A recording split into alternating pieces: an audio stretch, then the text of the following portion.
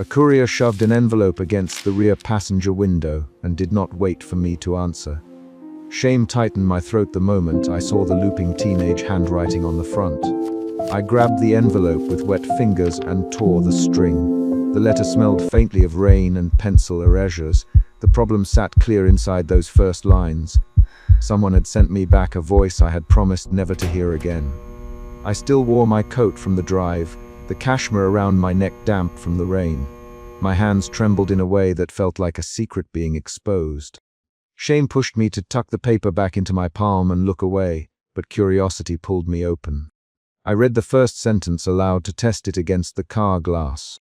"Alina, if you never answer me, I will think I did not matter." The line landed like a weight and forced a choice I had avoided for 20 years. The envelope had arrived on a rain, slick street at 2 in the morning. I did not plan to open it then. I was supposed to be on my way home. The courier's gloves left damp fingerprints on the leather. Marco had driven faster when I told him to take the long route. He didn't ask why until we reached the diner. I had to decide in the back seat whether to look, to run, or to lock the past back where it had been. The shame in me moved first and then the anger. Those two feelings pushed me into action. I slid the first page free. My name repeated at the top. Young Alina had written it in an adolescent slant I recognized down to the missed cross on it. The younger voice asked for small, specific things. A recipe for courage, a map for how to keep going after betrayal, and an answer about a lost letter that had vanished the winter I turned 16. The letter demanded repair more than explanation. I felt the first shift. Shame gave way to stubbornness. I would not let this note be a trap of silence. I folded the page and smoothed it against my knee. The streetlights threw amber rectangles across the dashboard. Marco from the driver's seat. "Elena, are you all right?" I heard the practical steadiness in his voice. He had never been sentimental about old hurts. He had been blunt the night I told him only part of what had happened when I was young. I held the paper up for him. "Marco, read this," I said. He took it with 2 fingers and read the first paragraph twice. "This is from you." "Marco, he my name like an anchor. Alina, why now?" I swallowed and let the second emotion shift arrive. Doubt. The letter wanted something I had never given myself. Marco pulled into a late night diner on impulse and turned the booth light brighter with a single hand gesture. The fluorescent glare felt like something practical, an interrogation light for memory. I set the envelope between us and watched Marco fold his hands. He read aloud a line with no softness. You would always answer me." His voice carried a bluntness that cut the air. "What if opening this breaks the life you built?" I looked at him and saw him weighing risk the way he always did. Marco questions because he believed in external repair. Check facts, weigh options, hide danger. The shame and doubt had become a negotiation. "Marco," I said, "this letter names a specific thing. It names a lost note I swore I never received. If that's true, someone lied. If someone lied, I need to know why." My voice stayed low. I kept my hands on the paper so I could feel the corners. Marco rubbed his thumb along the edge of the table. "All right, we'll do this carefully. But Alina, promise me you won't dive headfirst." He used my name again, precise and practical. We left the diner at dawn. The city smelled like wet concrete and coffee. I carried the envelope in my coat pocket like a small, dangerous talisman. At the municipal archive, the reading room smelled of dust and stabilizing glue. Aisha, the archivist, slid a box across the table with white gloves. She had a clinical, efficient manner. She used names the way a librarian uses call numbers. "Alina Morels," she asked, tapping a note. "You about records from Nash High winter semester year you turned 16. There's a red slip in this box." My stomach clenched. Aisha opened a folder and pulled out an official envelope labeled "Return to Sender" with a date in my handwriting. I reached for it and my fingers paused. Inside was a smaller letter, my handwriting folded and creased in a way I had not seen since I was 16. There was also a slim yellow sticky note. Delivered to Rayful, signed R. I stared at her until it blurred. The second emotion, shift, arrived. Anger replaced doubt. I felt heat along my jaw and a tightening in my fists. The archival room hummed with fluorescent patience as if the room itself were asking us to be precise. "Aisha, who is Raphael?" I asked. My voice broke and then steadied. Aisha tapped the note and then pulled a ledger. "Raphael Castillo, teacher's aide, 1999 to 2001. left town in 2002. There are notes here about his handling of student mail. She pushed a photocopy across the table. A dated ledger entry that said personal correspondence delivered to Rafael Castillo by request. The handwriting on the ledger matched Rafael's neat, slight slant from the photograph pinned to the staff board. I felt a chill that was not the air conditioning. Leaving the archive, I pressed my palm to the letter where the sticky note had been. The city light outside was hard and white. I walked quickly down the pavement, carrying the box of copies. I had not expected to see anyone from that year, but I should have. Some people keep their towns smaller than time. Across the street, Rafael stood with his hands in his coat pockets, as if he had been waiting for me. He looked older, narrower in the shoulders, and his hair was shot through with silver. He recognized me without a pause. Alina, Rafael. My name with the same casual dismissal he used when we were young, and he thought I needed soft handling. You found the records. Good for you. His voice held something like avoidance. I stopped a step away and felt my mouth go dry. The shame from the opening returned, but now sat beside a hard, rising anger. Rafael, why did you sign this note? I asked. My hands did not tremble as much now. Why did you take my letter and keep it? He shifted his weight. Alina, I did what I thought would protect you. His eyes flicked away when he said the word protect. Protect from what? I asked. The streetlight above us threw an amber pool on the wet pavement. Cars passed and left thin lines of water behind their tires. Rafael's mouth tightened. He put his hand up as if to stop me. You bringing up old things that don't help anyone now.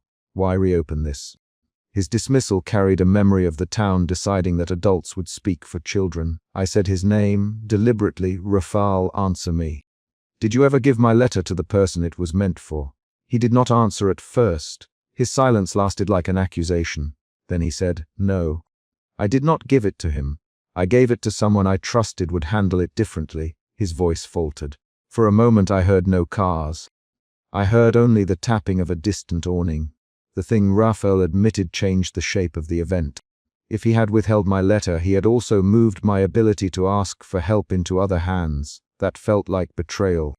I stepped closer under the street lamp. Who did you give it to? I demanded. Rafael looked at me one long beat and then said, I gave it to Principal Ortega.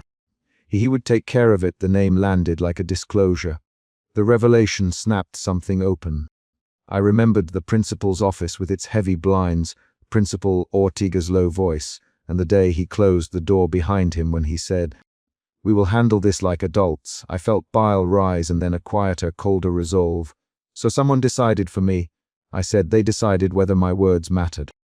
Rafael's shoulders slumped. I thought it would stop worse things. I was trying to protect you from gossip and from the man who kept pushing. I thought controlling the paper would keep you safe. His explanation did not heal the wound. It complicated it. I asked Rafael more questions. He answered in short lines that shifted between apology and defensiveness. We argued quickly back and forth in the middle of the sidewalk under the streetlight. You can't make decisions like that for me. I said, Rafael, you made me invisible on purpose. I thought I was keeping you intact. I said, Marco, Aisha, Rafael, this is not your place anymore. My voice was direct, made of the small sentences I learned to rely on when I wanted to be heard. Rafael stepped back and then, in a moment that felt like an unplanned confession, he said, he was close to the school. I thought if I kept that paper, he would never find it. I thought he'd leave you alone. I let the words settle. The twist was not that someone had stolen my letter for malice. The twist was that the adults believed they were protecting me by taking my voice. That changed how I understood the silence that followed my 16th year.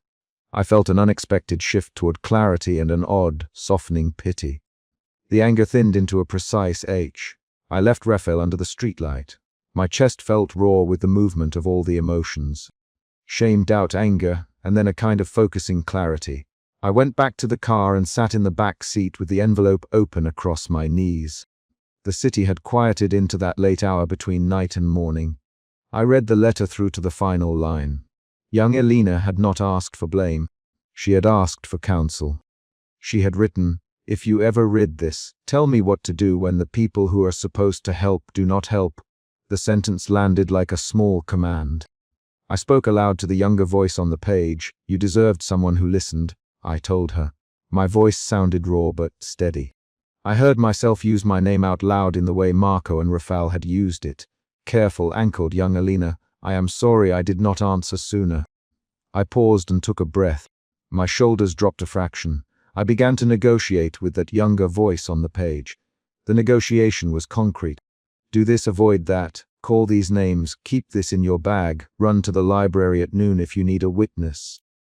I wrote practical counsel in the margins, as if the paper itself could hold the instructions that would have changed things.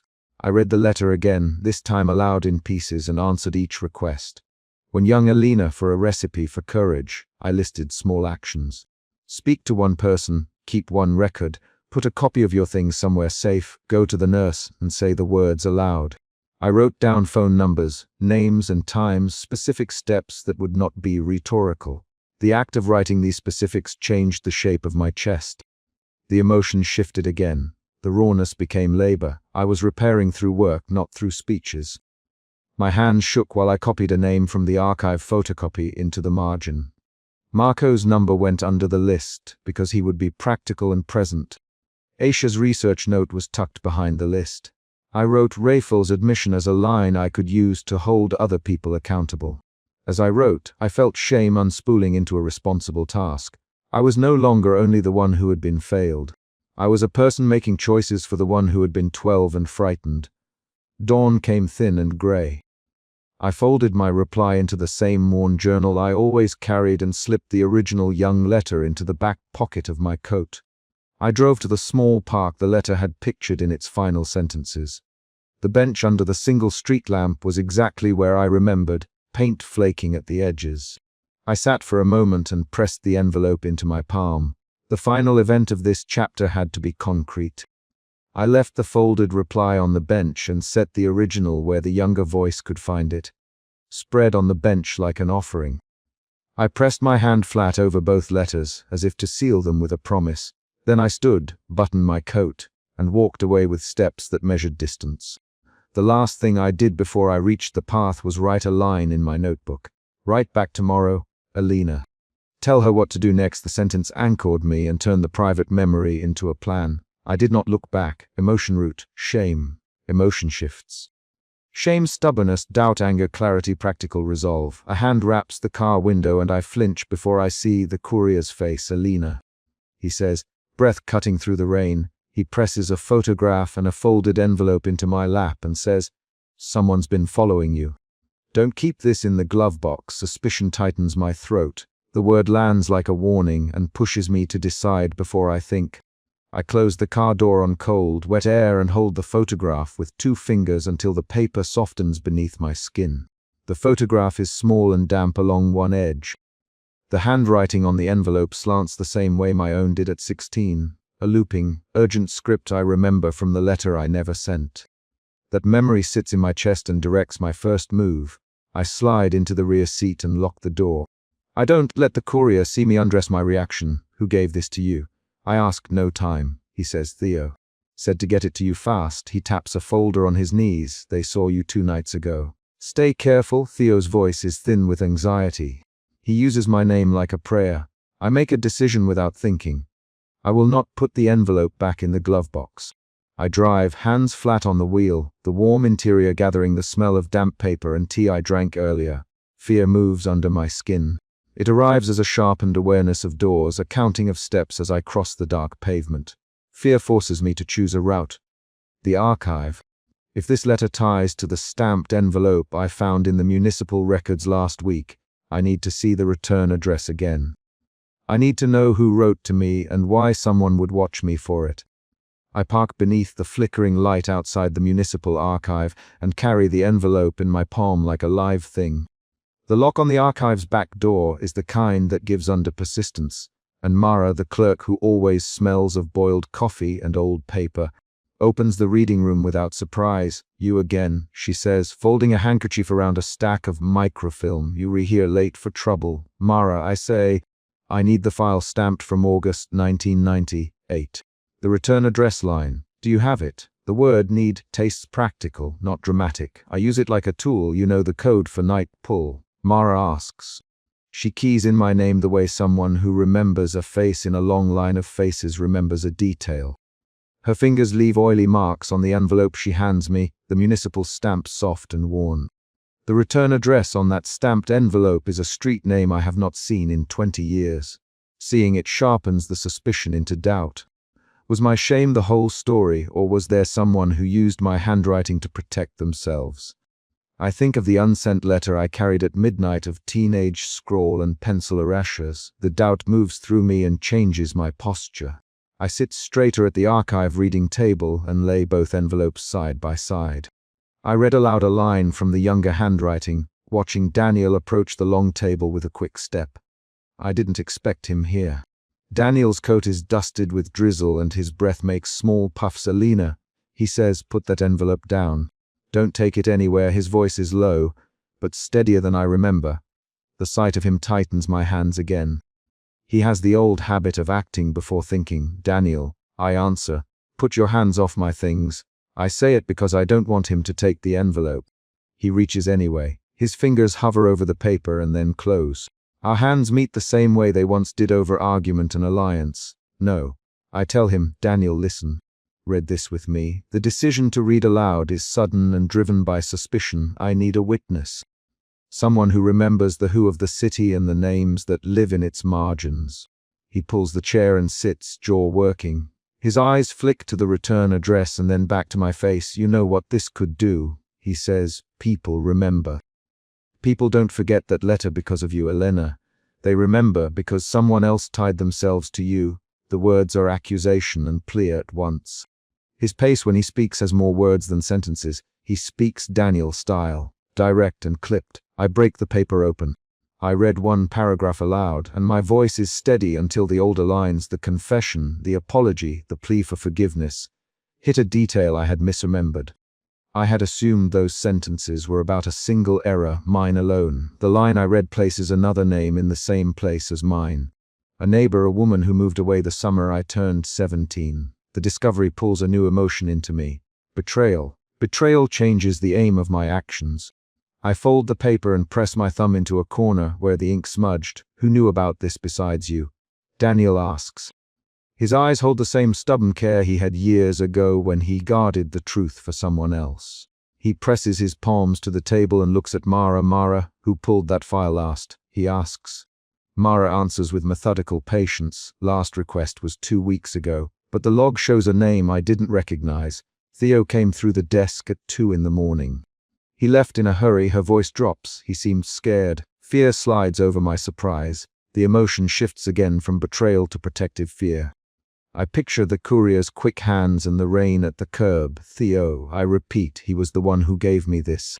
Someone was watching me. I fold the fresh envelope flat until the creases are neat. Who is watching me? The question is a physical demand.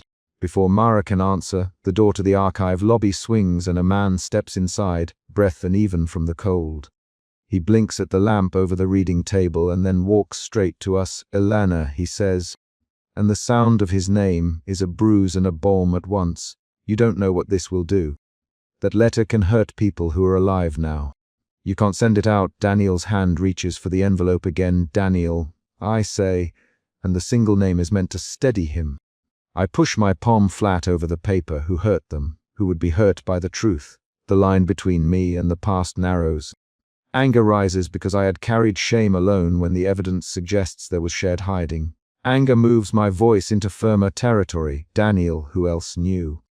He hesitates, then answers in short sentences. It was used to cover for Thomas Rivers. People thought he'd leave town. If this is sent, Thomas's name goes back into records. People with him will move. Elena, I can't let that happen. His mouth tightens.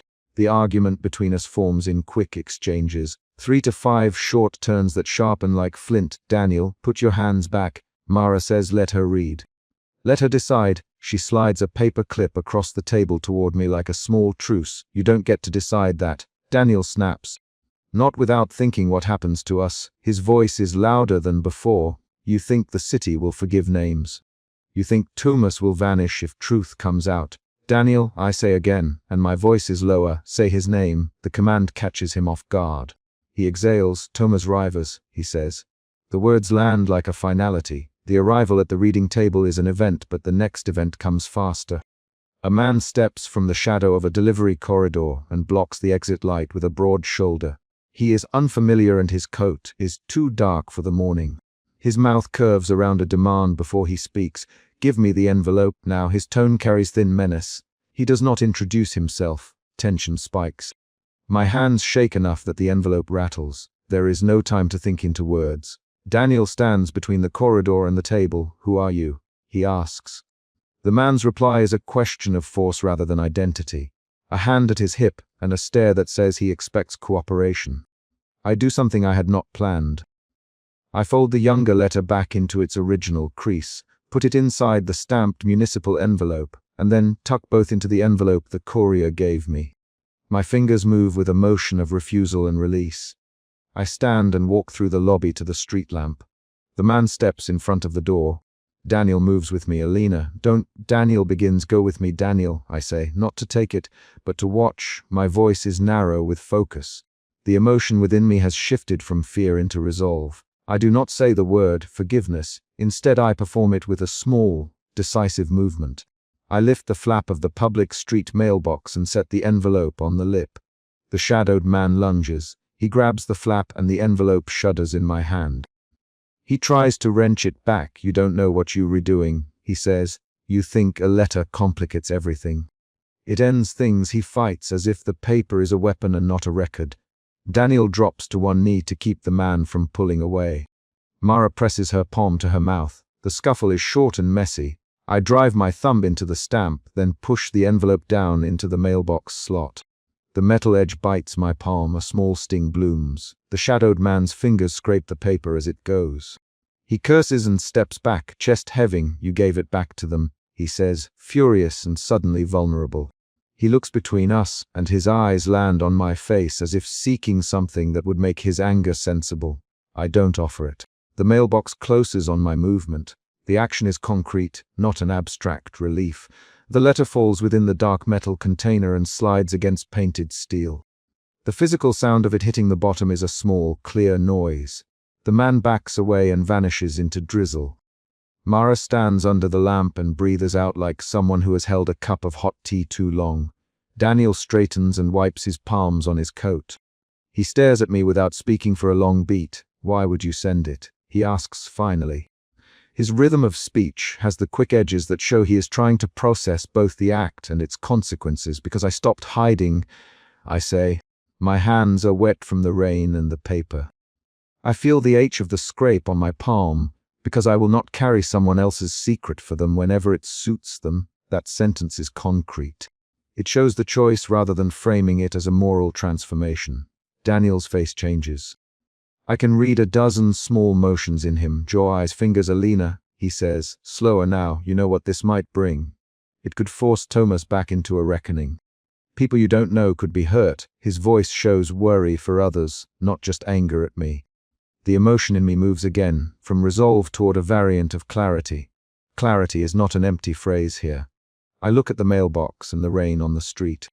I touch my thumb over the small sore and feel the grit of metal. My decision was not theatrical, it was occupational.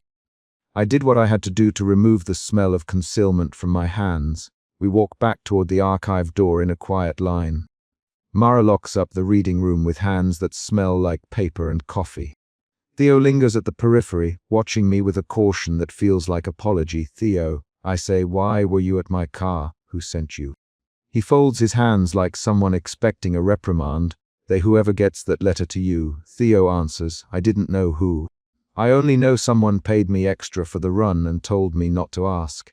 I should have told you before I left." His speech is clumsy and honest. He says my name once like he is testing it. Daniel exhales. "We will figure this out," he says. The line is promise and a plan.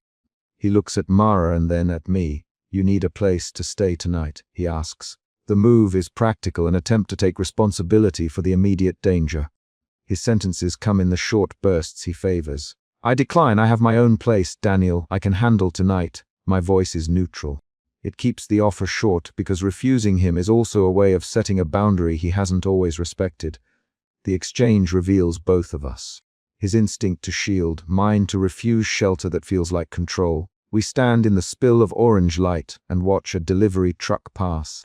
The city does not change because an envelope drops into a mailbox. The aftermath is small. Early commuters, a man tying his shoe by the curb, a stray dog that scuffs wet leaves. The danger that had tightened in the lobby is looser now. It has not vanished, but it has shifted into a different shape. Before we part, Mara slides a folded list across the table to Daniel. Names that came through this week, she says, check them. The list is small and specific. It is an instrument, not a moralizing scroll. Mara's hands tremble just a little when she speaks. She has been quiet until now, but her actions move the plot. She is practical. She gives us leads. Daniel reads the list and then reads my face. Alina, he says, we will find out who pulled this at night. If Theo handed it off to someone else, we find them. His voice is a low machine of care. The exchange between us forms a promise not to let inertia decide what we will do. We separate under the lamp. Theo lingers until his breath fogs in the cold, and then he walks away with small, brisk steps. Mara closes the archive door and slides the key into her pocket. Daniel watches me cross the street and then turns toward the tram stop. I stand under the street lamp until the letter is only a choice I have already made. My thumb goes to the small scraped place, and I press it until the sting is only a steady notice. The morning arrives grey and practical, and the next step is clarity. I will check the names Mara gave Daniel. I will ask questions of people who remember the city differently than I do. I will show up. The envelope is gone, but its consequences will arrive in stamps and calls and abrupt visits. I breathe once and then move toward my car with the scrape on my thumb as proof that I did not hand the past back to someone else. The mailbox door closes behind a small, decisive sound. The action of sending the envelope ends the immediate tug of war and establishes a new course. I have chosen transparency over concealment. That choice will bring new problems, but it also removes the immediate ownership of that shame from my shoulders. I lock the car and start the engine. Rain beads on the windshield and my reflection is a face I know well, tired but clear. I drive away with the first list of names in my pocket and the knowledge that someone once used my handwriting as a shield. The next move will be to trace who benefits from keeping that shield in place and to call them out one by one. The mailbox's metal click stays with me as I leave, a small, exact sound that marks an end to a chapter's private tug and opens the work of the next one. I forced the padlock open with the tip of my key and felt the metal skid before the shank clicked free. Suspicion tightened my jaw the instant the unit door scraped upward.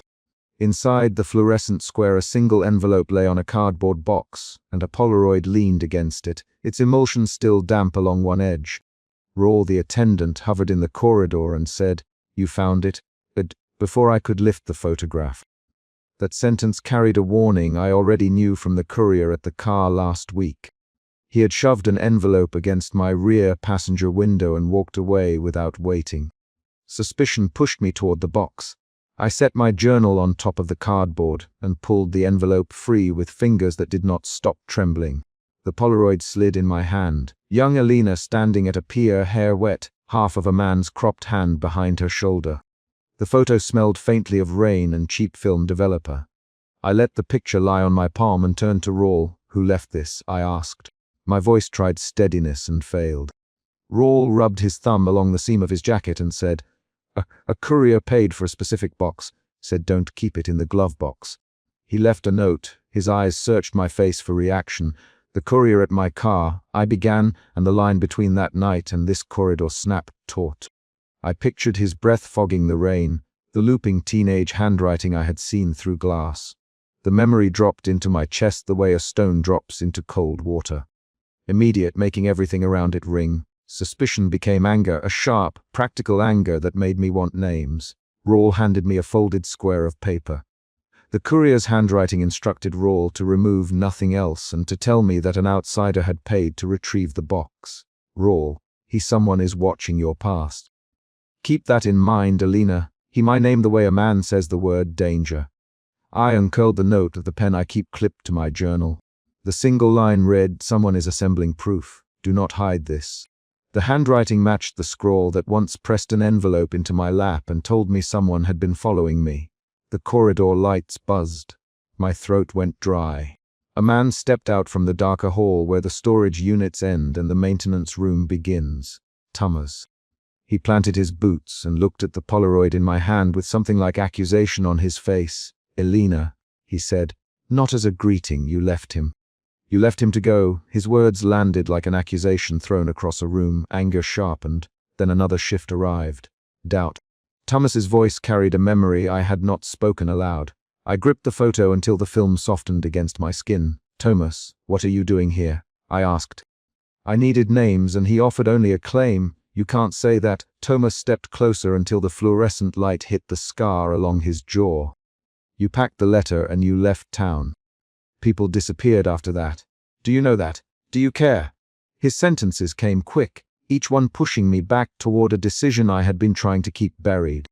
The name of the missing person only once, low and flat. Marco. The mention of Marco rearranged the room. A new fear folded under my anger. Fear sat in the place between my ribs and made my breath small. Marco had been 18 when I knew him, a boy who had trusted me with plans I never wrote down. I had left a letter unsent at midnight, and that letter had been a danger I could not measure. Thomas's accusation turned past secrecy into potential harm. Maren appeared in the doorway like someone stepping out of a phone booth. Her jacket hung in a precise line. She held a slim file. Maren closed the door behind her and said, "I'm Maren. I work independent cases. You should know the Polaroid was tracked." "Someone's assembling a sequence." Her words made the corridor smaller. "Tracked how?" I asked. My voice was thin. Maren opened the file and slid a cropped screenshot toward me. It showed a timestamp, a grainy camera angle, and the Polaroid leaning against an open locker, the same damp edge. "A third party paid a courier to get this box and is building a case. They appear interested in your choices from 6 years ago." My name, and the way she said it meant she had read the previous notes. "The courier at the car," the photograph pressed into my lap that night. Maren's presence turned suspicion into a concrete threat. Thomas's hands curled at his sides. "You packed up and left Marco.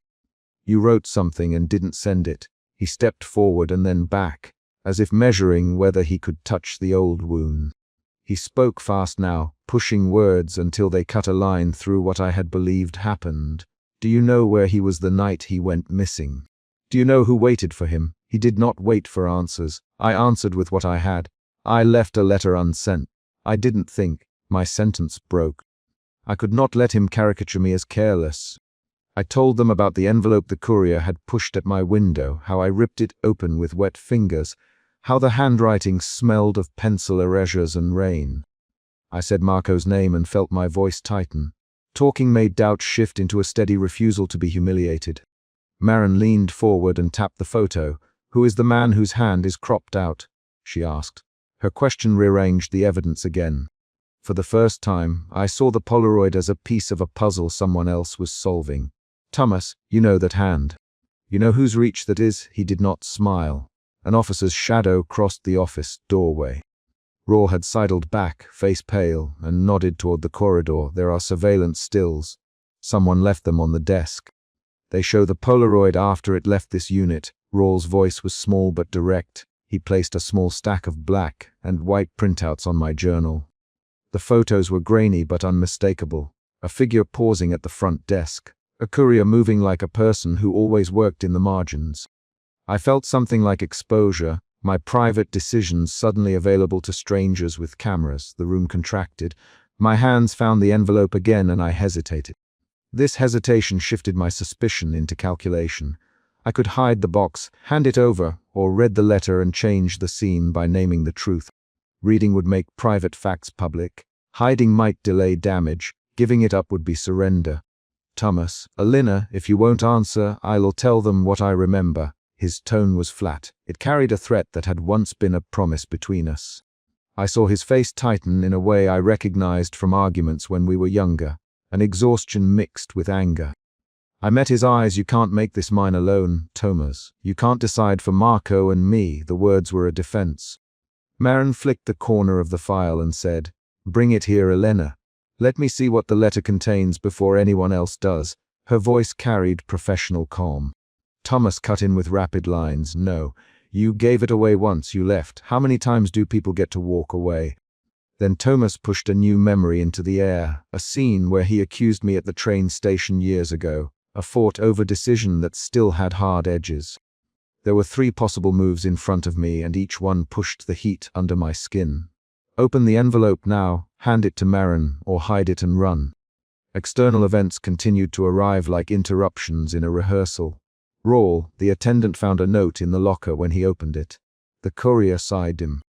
His voice dropped. The room filled with a new specific. The initial matched Marco's old nickname. That single letter M shifted my fear into confusion and then into a flash of anger aimed at the world that had kept secrets.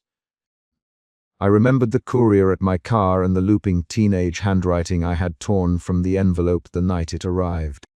I had tried to bury the memory in late trains and quiet apartments, but someone chose to dig it up. I opened the envelope. The paper stuck slightly at the fold. The letter within was short. I read aloud because my tongue needed the solid shape of words. I am sorry. I thought leaving would keep you safe. I am sorry for not staying. I hoped you would forgive me when you were ready. The handwriting tilted like a teenager trying to steady a pen.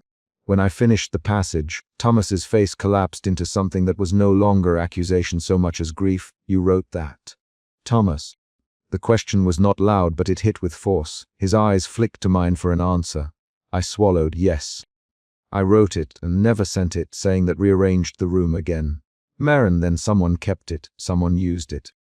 We need to know who took the letter and why. Her voice was deliberate, the kind that lists steps. That sentence turned the situation into evidence and demand. Thomas grabbed the Polaroid from my hand and held it up as if it were a proof he could show the world. Look at this, he said. Elena, look at what your absence did to him. He did not wait for me to protest. His eyes trembled, in his voice, doubt turned into rage. He pointed to a background detail in the Polaroid. A graffiti tag, a bent lamppost. Marco knew this place. He was here the night he disappeared. Thomas's quick lines came in a cluster. He was trying to meet someone. You knew. You would write back. You didn't. That matters. Marin opened her file and produced a small, folded note stamped with a courier's mark. The courier's payment came from a shell address linked to a development firm and a name we've seen in other files. Alvarez Construction. She folded the note back in. Alvarez was a name I had heard in older neighborhood talk. Contracts, pressure, men who bought silences. Marin, they might want the letter public or private. We don't know which, but the sequence is getting assembled. Whoever is paying wants leverage. The corridor felt surveilled. Rawl's hand never left the desk. Thomas, Elena, you owe him an answer. Marco's mother wrote me last year asking where you were. She me if I had heard from you. His voice dropped. The mention of Marco's mother made the abstract issue of regret into a concrete complaint and then into a moral charge.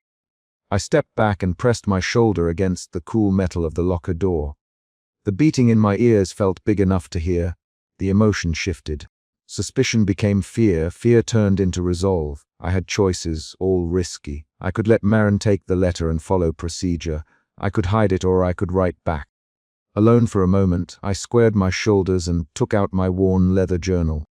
I set it on the box beside the envelope, flipped to a blank page, and uncapped the cheap pen I always misplace. My fingers touched the protest ribbon at the spine. Rawl, you sure about that?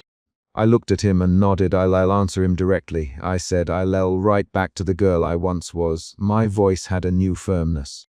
Thomas made a sound that could be anger or relief. Marin folded her arms tight. Writing became an act that moved the scene forward. Words landed on the page in short sentences. I described the day I left, the times I froze, the parts I had been too afraid to name. I wrote where Marco used to wait and the way I had told myself leaving would be protection. I wrote the concrete things Marco did. He kept a lighter that never worked. He wore a denim jacket with a missing button. He loved a song by a band I now couldn't listen to without the taste of iron in my mouth. The writing changed the air in the corridor. It made decisions physical. Marin watched me without interrupting. She at one point, you know they could use what you write. Her words were a reminder. Confession can be evidence. I set the pen down and folded the new letter into the envelope already there. Rawl reached for the box. I'll keep it safe for now, he said, but his fingers hesitated. Thomas stepped in between. No one else touches it. Thomas, his voice low. Elena, if you want me to keep it, I will. He looked at me like a man offering help and demanding at once. His speech had changed. The quick accusations fell away, replaced by short, sharp offers. It was a different tone from earlier, and it altered how I understood him.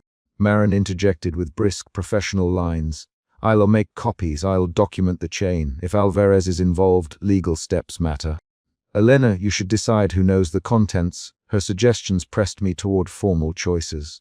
I felt the pull of procedure, the safety of rules. A small twist arrived then. Rawl cleared his throat and said, when I opened the unit for you, there was a second envelope tucked behind the box. It had an address and a note that said, return if she refuses. Signed M. The corridor seemed to inhale. That line altered everything. Someone expected a refusal and planned for it. The idea of planned contingency changed the mathematical stakes of my decision. Thomas made a quick string of questions, rapid and sharp. Who would plan that? Who knew you'd react this way? Who sat and waited for you to refuse? The back and forth between him and Marin had the rhythm of a negotiation or a small argument. It pulled at different possibilities and forced me to answer. I felt my options narrow to a few dangerous routes. I closed my hand around the envelope again and felt the weight of the paper. I could imagine Alvarez's men wanting leverage, or an old friend wanting to force me into action. I could imagine Marco's disappearance being twisted into a tool against me. Each possibility had a face. I put my pen back in my journal and said, I won't let someone else decide what this letter means. The sentence was short, saying it was a choice. Rawl moved across the corridor and tucked the box into a small storage cart behind the desk. I'll place a lock on the cart. I'll keep it behind the counter until you tell me otherwise. His action was simple and practical. It turned abstract danger into a present containment. Thomas watched him and nodded once. Marin clipped a small surveillance receipt into her file. We left the unit in a line that felt like a small, fragile procession. Outside, rain made the pavement shine in the amber light. A parked car sat with its engine idling at the curb, and a person stared from the passenger side. The sight of that watcher changed my emotional temperature again, from resolve to guardedness. Thomas took a step forward and then stopped. Don't go anywhere alone, Elena, he said. If Alvarez is involved, they'll watch you. His voice was quick and protective. I slid the envelope back into the box and sealed the lid with tape. The decision was a small, concrete motion that closed one scene and opened another.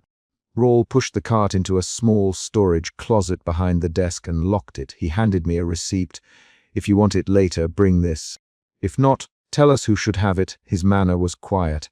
I tucked the receipt into my sweater and felt the paper against my ribs. A car door closed down the block and the watcher turned the engine over. I felt eyes on me as if the rain itself had watchers sewn into it. The night had not become theatrical, it had become tracked. Thomas touched my arm once, hard enough to leave a memory. Elena, he said, tell me what you plan to do. Tell me you will try. His words were not an order but a plea transformed by accusation. I said, I'll write back to the younger me. I'll make a record of what happened and where Marco was the night he disappeared. But I won't hand that record to strangers without a reason. The sentence tied my choices to action. It turned my private letter into an instrument I controlled. We parted under the amber streetlight. Marin, I'll follow leads. Give me permission to look into Alvarez. If you want, I can protect the chain of custody. Her words were a concrete offer. Thomas, I'll speak with Marco's mother. She deserves to hear honesty. Rawl straightened and said, I'll keep the box locked. Call me if anyone follows you. The meeting of small offers rearranged our responsibilities into a plan. I walked into the rain and felt the envelope's presence on my wrist through the receipt in my sweater. The watcher in the parked car adjusted his position and the engine hummed. I did not hurry. Each step was an announcement. I would answer the past by writing back, not by silence.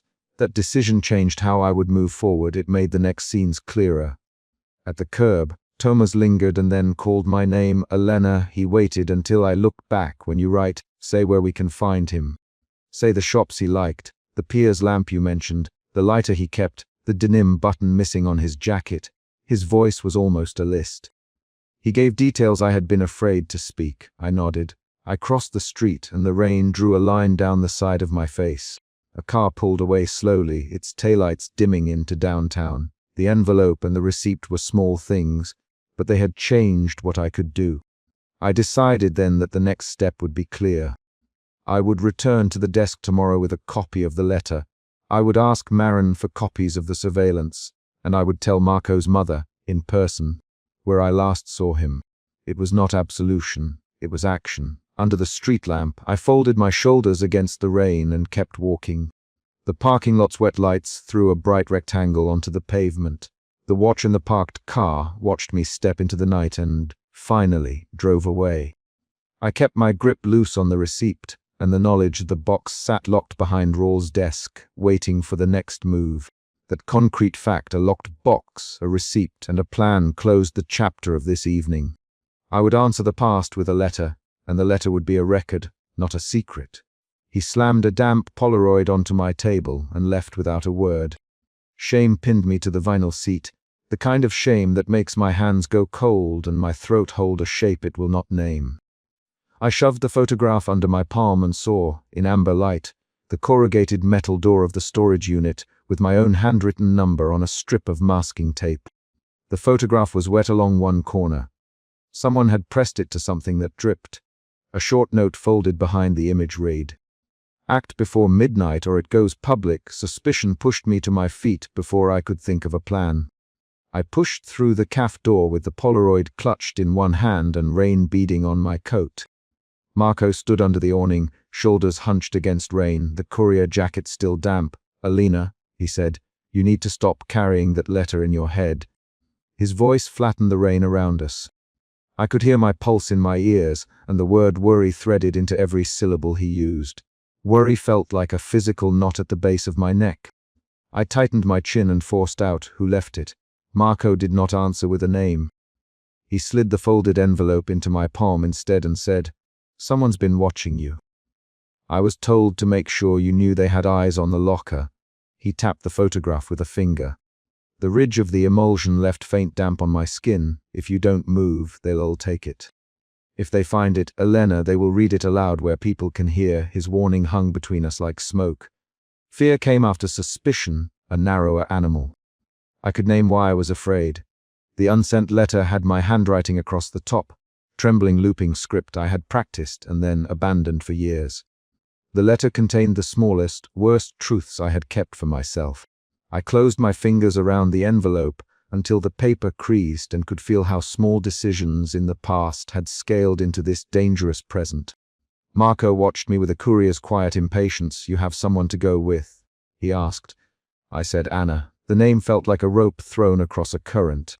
I called Anna from the car with a hand still damp from the rain. I told her simply. They left a photo of the locker. Someone threatened the letter. She answered with exactness, "Meet me at my place in 10. Bring the key." Her voice kept me level. Anna's practical steadiness has always cut through my spiral. When she said, "Don't open anything in the car," I tightened my jaw and promised I wouldn't.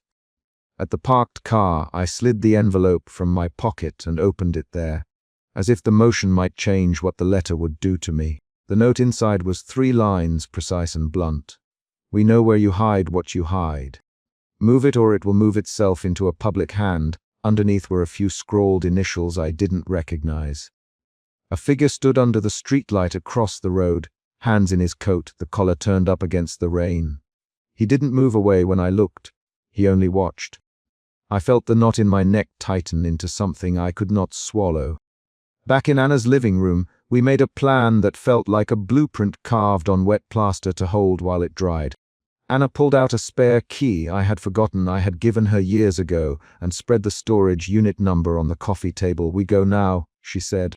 "We go quick, we keep lights off, and we bring everything out. No stopping for nostalgia." Anna's voice was brisk but not cruel. There was tenderness in the way she pushed a wool blanket toward me when I stood too long at the window. I packed my worn leather journal into my bag and felt the locket at my throat thumb against the chain. That small physical contact steadied me. The drive to the storage facility compressed into a narrow tunnel of headlights and rain. Anna drove. She always does. She keeps both hands steady at 10 and 2, and the car line does not quiver when she looks at her mirrors. I watched the city slide past in reflections and rehearsed the motions. Unlock the padlock, shove the door, reach for the envelope. The memory of the locker, the click of metal, the damp Polaroid leaning against the box. Those were not metaphors, they were past facts I could reach and touch.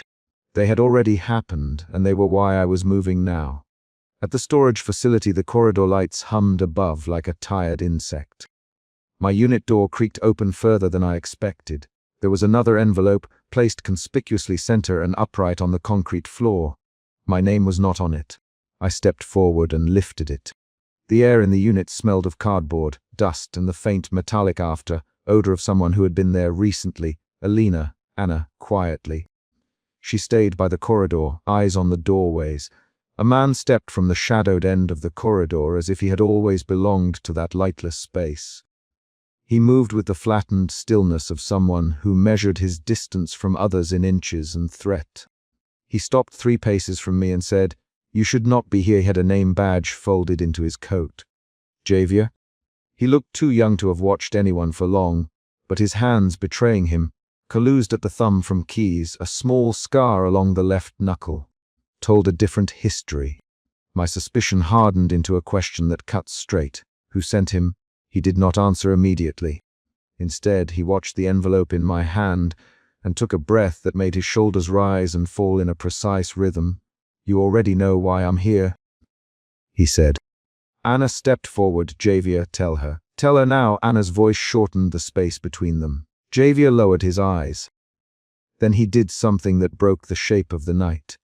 He smiled in a way that did not relieve anything. "I followed you for reasons that aren't what you think," he said. "I used to know her name." The word "her" quietly, and memory shifted in my mouth. A concrete memory surfaced. Young Alina handing a wet paperback to a boy on a stoop. A rainy afternoon where she had apologized for spilling ink on his sleeve. I had thought that day trivial. Javier's face registered recognition in that single story. Recognition transformed the encounter. I had always believed my past was private because it was locked in a box.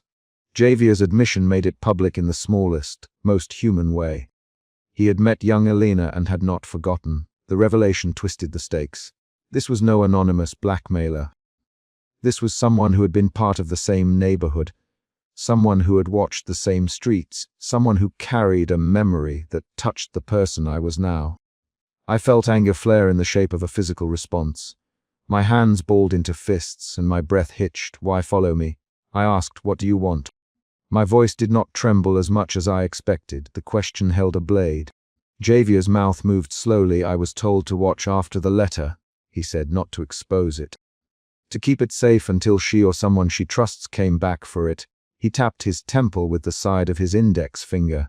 "I kept this because I thought it was mine to keep until I realized the letter belonged to someone who needed to choose when to open it." His words put a soft pressure on the corridor's concrete walls. The corridor offered no relief. A wrong answer could make this worse. "Anna, who you to keep watch?" She used my name as a lever. "Elena, tell me if I should throw him out." Anna's voice carried the old pact between us. "She acts, I choose." I had a dizzying option to take: push him against the nearest door, demand names, or do something that felt like stepping off a curb into shallow water and trusting it would hold me. Shame wanted me to hide the letter again. Fear wanted me to run. Suspicion required clarification. I reached into the envelope. The unsent letter slid free on paper that had softened at the fold. For a moment, I felt the old impulse to tuck it away, to delay revelation. Instead, I set the paper on a nearby cardboard box and said, plainly, "I'll read it." Now the words made the corridor smaller, and the fluorescent bulb above us buzzed in agreement. Anna's hand found mine briefly and squeezed. Her fingers were warm and certain. Inside the unit, the light was single and casting hard edges. I opened the first line and read aloud, careful with each syllable as if the paper might break if I mishandled it. "Dear Alina," I said, "I am writing because I do not know how else to tell you that I am leaving." The voice on the page was the voice of a 16-year-old who could not hold back panic. When I read the next passage aloud, the words named specific incidents. A morning when mother left without saying goodbye. The time I lied about the amount in the jar. A boy in class who called me coward. There were details I had not spoken to anyone since I had written them. The brand of the umbrella I stole, the sound of a neighbor's radio at dawn, the way I pressed my forehead to the cold windowpane and vowed I would never show weakness again. As I read, my shame shifted. It loosened into a different shape. Acceptance edged through like light finding a corner. The act of reading forced each memory into a present that could be answered. I said out loud the sentences that had lived in my hand for 20 years. I blamed myself. I boxed the blame and carried it everywhere. I had believed hiding was protection. I am sorry, I read, and my voice caught on the apology word because I had not practiced saying sorry to myself. Javier's shoulders moved. Anna made a small, audible sound of recognition. The letter continued and included a line I had not allowed myself to voice in years. If you ever find this, do not think you must carry it alone. The paper trembled slightly in my fingers. I heard a car door slam in the lot beyond the fence, and then silence returned like a held breath. Why hide it? Javier quietly. His voice had a roughness to it, an edge formed by nights spent watching other people's decisions. I stopped and looked at him directly for the first time because I was ashamed, I said. The word had weight. It did not float because I thought if anyone else read it, they would see the worst parts of me and walk away. My hands were damp. The paper stuck slightly to my fingertips. Anna stepped closer. You don't have to own it forever, she said. You can choose now. Her short sentences pushed me toward a choice. A new fear rose then, fear that opening the letter would trigger consequences I could not control. Anna, let me read a part. Her voice was practical. If there is anything dangerous. She did not finish the sentence. I knew what she meant. The letter might accuse someone, reveal a name that held more than memory. I let her take the second page. As Anna read, her brow tightened. It names someone who promised to help and didn't. She said, it names a man who drove a dark sedan when you were 16.